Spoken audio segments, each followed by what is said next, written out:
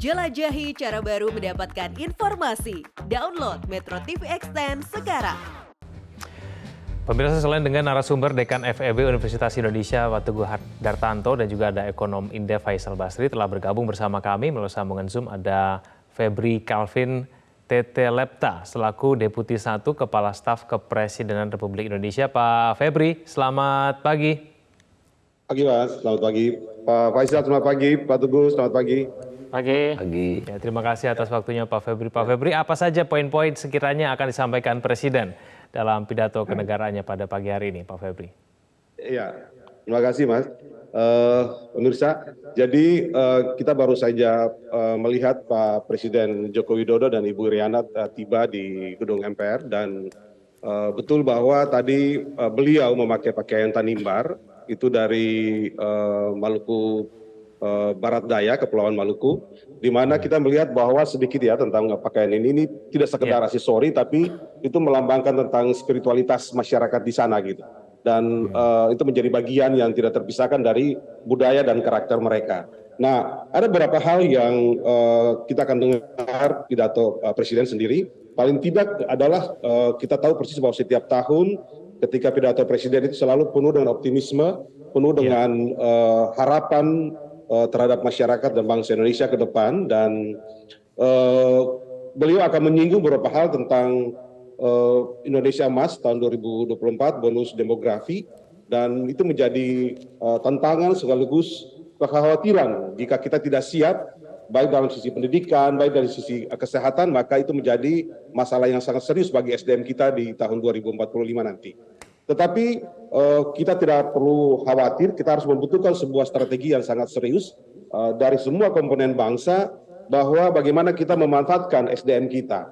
Kita memanfaatkan semua tenaga kerja kita dengan baik, dan kita membangun semua potensi kita, baik itu dalam potensi konektivitas, infrastruktur, energi kita, hilirisasi, potensi sumber daya alam kita, di mana dulu itu dianggap sebagai pendapatan asli daerah atau pendapatan negara, tapi sekarang dia menjadi prime mover bagi ekonomi dan kesejahteraan masyarakat di suatu daerah. Dan kita tahu bahwa bonus demografi ini bukan sesuatu yang main-main, ini menjadi tantangan yang sangat serius. Kalau kita salah kelola, ini menjadi beban bagi bangsa Indonesia secara besar dan serius. Yang kedua adalah beliau sendiri akan menyinggung sedikit tentang kepemimpinan. Nah, kepemimpinan yang dimaksud adalah bahwa ke depan seorang pemimpin itu tidak harus sesuatu yang biasa-biasa saja. Harus punya keberanian, harus punya konsistensi.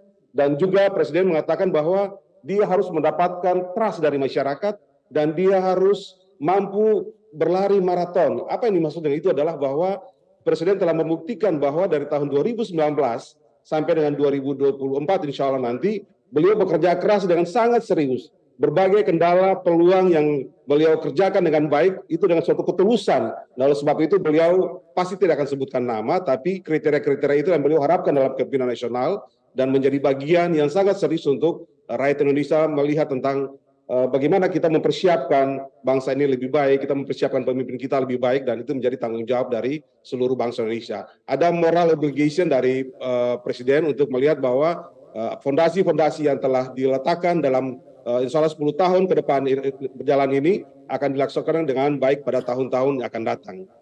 Nah, oleh sebab itu ada juga hal yang menarik yang Presiden akan bicarakan tentang international trust. Kita telah berhasil dengan G20, sekarang kita juga dalam kepemimpinan ASEAN, kita berharap bahwa ini menjadi deposit relasi kita secara internasional yang bisa membangun pembangunan kita lebih baik ke depan. Kita membutuhkan relasi yang lebih baik di internasional, dan Indonesia dalam 5 tahun terakhir ini betul-betul mendapatkan kepercayaan, penghargaan dari internasional dalam kepemimpinan di G20 maupun di ASEAN. Itu membuat kita harus memanfaatkan semua peluang-peluang ini dengan lebih baik. Ada beberapa hal juga yang menjadi perhatian dari Presiden adalah relasi pemerintah pusat dan daerah, bahwa pemerintah pusat tidak mestinya terus-menerus memperhatikan menyuap, memberikan makanan secara instan kepada pemerintah daerah, tapi harus ada kepemimpinan daerah yang kuat, dan juga harus mampu bagaimana pimpinan-pimpinan daerah itu mengembangkan potensi daerah jadi yang lebih baik. Menurut saya hal-hal inilah yang menjadi peluang yang sangat baik untuk kita melihat bahwa pidato Presiden Joko Widodo kali ini menggambarkan perjalanan kurang lebih 9 tahun ini secara komprehensif dan bagaimana beliau mau membangun harapan bagi bangsa Indonesia terhadap perjalanan bangsa Indonesia ke depan menuju Indonesia Emas tahun 2045. Kira-kira gitu Bapak, Mas dan pemirsa, beberapa highlight dari pidato Presiden yang akan kita dengarkan nanti. Ya, Pak Febri, bagaimana dengan IKN, Pak Febri? Apakah nanti Pak Jokowi juga akan menyampaikan mengenai kemajuan perkembangan dari pembangunan IKN ini?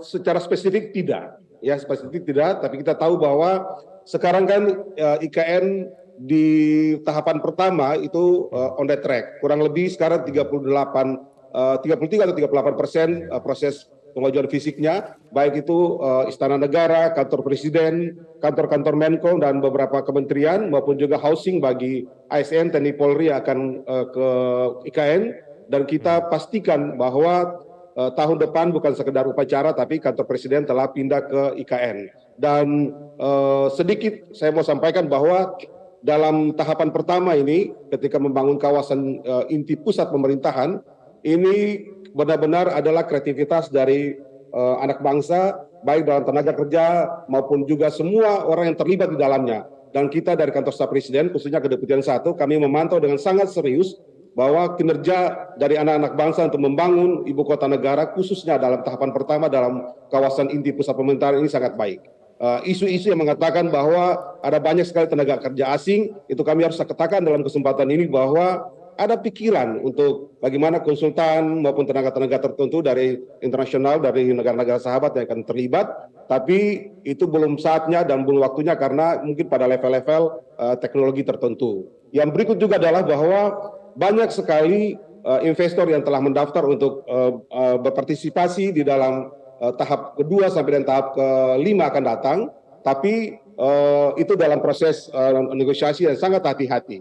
Yang berikut lagi adalah bahwa kita melihat bahwa banyak sekali, kurang lebih ada 6 investor di Indonesia dalam negeri yang mau terlibat, khususnya di bidang kesehatan, membangun rumah sakit internasional, pendidikan, sekolah-sekolah, maupun juga fasilitas umum yang lain dan juga pusat-pusat